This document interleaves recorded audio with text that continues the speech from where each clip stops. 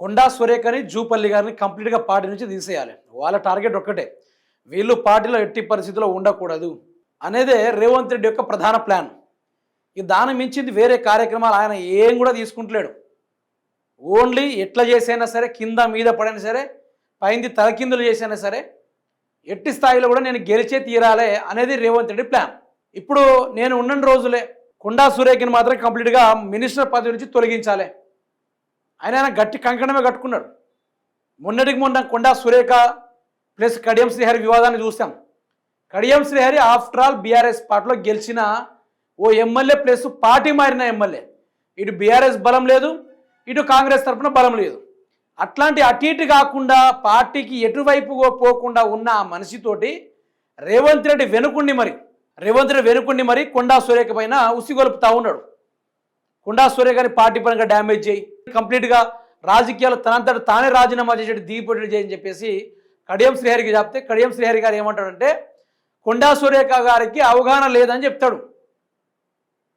అందుకనే ఈ మధ్యలో చాలా వివాదాలు జరుగుతున్నా కూడా మరి కడియం శ్రీహరి నువ్వు ఏ పార్టీ నుంచి వచ్చినాని చెప్పేసి ఈరోజు ఏ మంత్రులు కూడా ఎదిరించడం లేదు, ఏ కాంగ్రెస్ పార్టీ నాయకుడు ప్రెస్ మీట్ పెట్టడం లేదు. ఓ ఆడబిడ్డను చూడకుండా ఆ యొక్క మేడం గారి యొక్క పదవిని బర్తరఫ్ చేయడానికి ప్రయత్నం చేస్తూ ఉంటే వీళ్ళందరూ అనుకుంటే సప్పట్లు కొడతా ఉన్నారు కడియం శ్రీహరి వాక్యాలు చేస్తూ ఉంటే. ఒకసారి మీరే చూడండి. కొండాకు సెగ, జూపల్లికి పొగ, ఇద్దరి మంత్రులను తప్పించేందుకు ముఖ్య నేత స్కెచ్.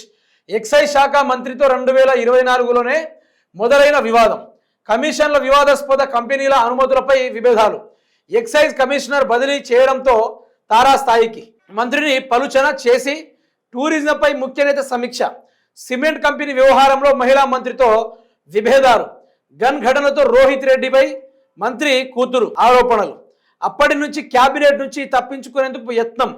అందులో భాగంగానే కడియానికి తెరచాటు ప్రోద్బలం ఇస్తున్న రేవంత్ రెడ్డి. అయితే నేను ఇక్కడే చెప్తున్నా కదా, ఒక మహిళా కాంగ్రెస్ సీనియర్ లీడర్ అయిన కొండా సురేఖ గారు మంత్రి పదవి పొందినప్పటికీ ఆ కొండా సురేఖ గారిని రాజకీయంగా ఏ విధంగా ఫినిష్ చేయాలో అని చెప్పేసి రేవంత్ రెడ్డి ఎత్తుగడలు మనం చూస్తుంటే దానిపైన ఏ ఒక్క నాయకుడిని మాట్లాడ్డా? కొండా సురేఖకు సంబంధించిన కాంగ్రెస్ సీనియర్ నాయకులు కానీ, ఈరోజు ఎమ్మెల్యేలు కొనసాగుతున్న కొందరు ఎమ్మెల్యేలు కానీ, కాంగ్రెస్ పార్టీలో కొనసాగుతున్న సీనియర్ నాయకులు కానీ ఏం లేదు. మొన్న జగిత్యాల జిల్లా నుంచి సేమ్ అదే జీవన్ రెడ్డి గారు ఏ విధంగా వెళ్ళారో ఆ తీరుగానే చేయాలి. వాళ్ళంతటా వాళ్ళే రాజీనామా చేసేసి వెళ్ళిపోవాలి, వాళ్ళంతటా వాళ్ళే ఇచ్చేసేసి వెళ్ళిపోవాలని చెప్పేసి రేవంత్ రెడ్డి నానా రకాల స్కెచ్లు వేస్తూ ఉన్నాడు, ప్లాన్లు వేస్తూ ఉన్నాడు. ఈ తీరుగానే ఇద్దరు రాజకీయాలు ముగించేసి ఆ పదవులలో రేవంత్ రెడ్డికి సంబంధించిన అనుచరుల, రేవంత్ రెడ్డి సతీమణిక ఎవరికైనా పదవులు దక్కేలా చేద్దామనే ఆలోచనలో రేవంత్ రెడ్డి బాగా ప్రయత్నాలు చేస్తున్న విషయాలు అయితే బలంగా వినిపిస్తూ ఉన్నాయి.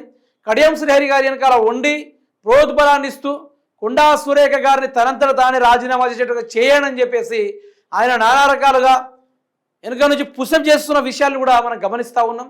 రాబోయే రోజుల్లో ఎట్లు చేసిన రేవంత్ రెడ్డి సామ్రాజ్యాన్ని స్థాపించగలుగుతున్నాడు.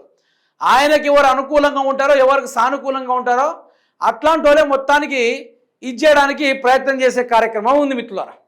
తెలంగాణ వ్యవహారాలపైన, తెలంగాణ విషయాలపైన రేవంత్ రెడ్డి ఓ మంచి శాసనాలు రాస్తూ ఉన్నాడు, ఓ మంచి కార్యక్రమాలు చేస్తూ ఉన్నాడు.